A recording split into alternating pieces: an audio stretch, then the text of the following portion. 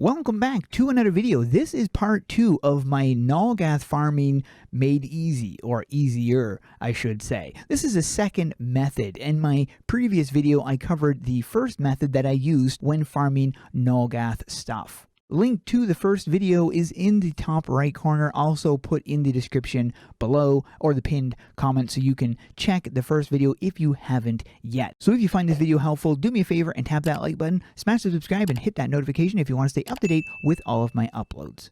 The second method to farm Nulgath material is world bosses. I want to mention in my last video, I didn't really touch on Oblivion in Babylon, and that's largely because Oblivion will not stay in Babylon forever, and I wanted the video to be future-proof, hence why I didn't touch on it. But I will mention for those viewers who are watching this video shortly after the release of it, and not a year from now, that it does have there are some perks. For instance, you can go directly to the throne of Nulgath instead of having to go the way I showed you in the previous video. And then you've got these right here, which gives you access to these pets, which are currently on special still for some reason. I'm not sure why. They weren't supposed to be, but I mean, that's not a bad thing that they're still available. So you've got the Nulgath larvae, the Hunzo Void, and the Skew pet all right here. And I will mention the Nulgath larvae is also another one I did not mention in my previous video. However, it is a rather good one to have. This is it right here, and it's got multiple quests, including one for Mandible, which is right here. Comes in very handy. You've also got the Nulgath's gift, which can also drop from Mandible as well. So two very handy ones to use.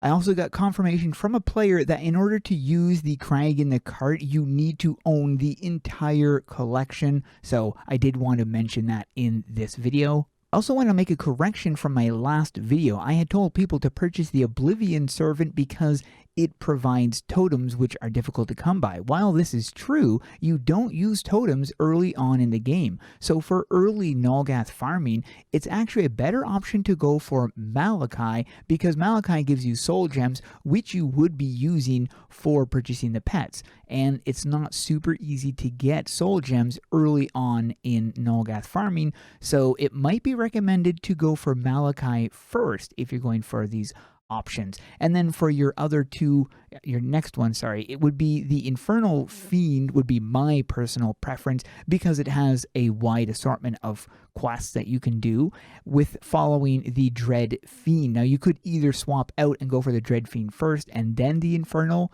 The order wouldn't really matter, to be honest. I still prefer the Infernal over top. And then last but not least would be Oblivion, because you are going to be needing totems later on. So I just want to correct that order. Thanks to Fire Knight for pointing that out to me. You've got 3 world bosses that you contend with, the first of which is in the Runes of Solace. In the center of this ring, a world boss will appear, but before contending with that world boss, you're going to want to grab a couple quests out of here. In the Dark Deals, you're going to have the Tattered Contracts. Make sure to grab that because this is a surefire way to get the Contract of Nulgath.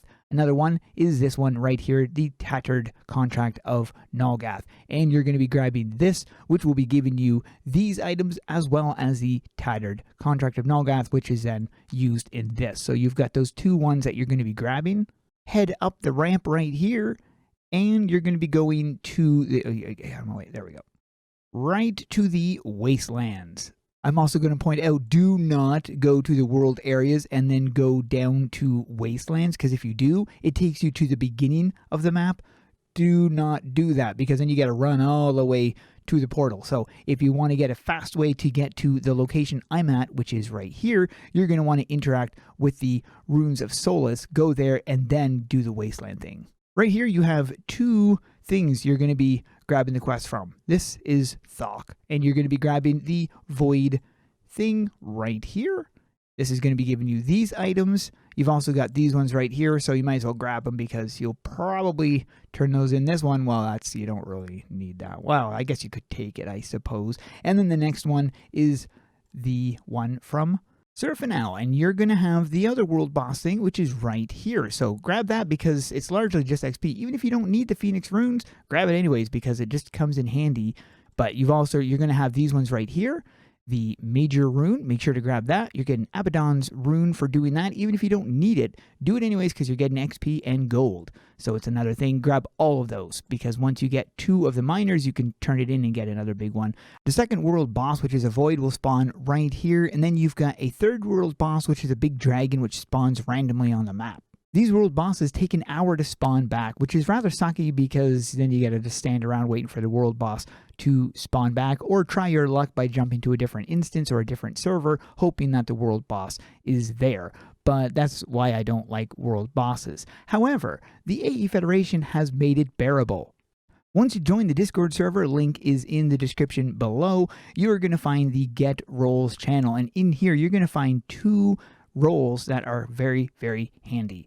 First is the Slayer of the Fiend Dragon. Make sure to interact with this, and then you'd be getting this role. So you will be pinged every time a Fiend Dragon spawns somewhere in the world of AQ3D. There's also the Slayer of the Void role, which you can grab as well, and this will also inform you when the world bosses, the Void world bosses, spawn, either in the Solus or in the Waste lands. So they definitely come in handy to have those. Highly recommended if you are trying to farm for it. And then in the AQ3D Fiend channel, you're going to be finding the pings right here. People will post and ping. The big thanks to all of you guys who do this, because there's a lot of you that ping the roles looking for these world bosses and then sticking with it. So I really, big shout out to all of you guys who help do that sort of thing.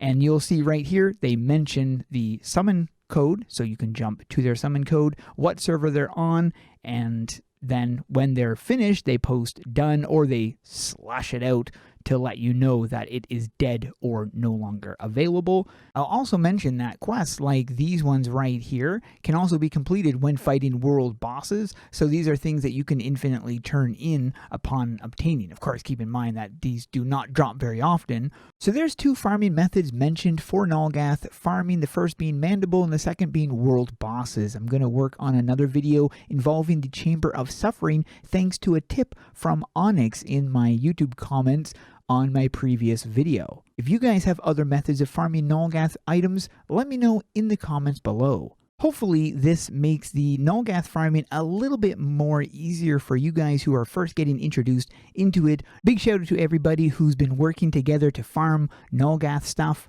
Hope you guys have an awesome day, and we'll see you guys in the next one.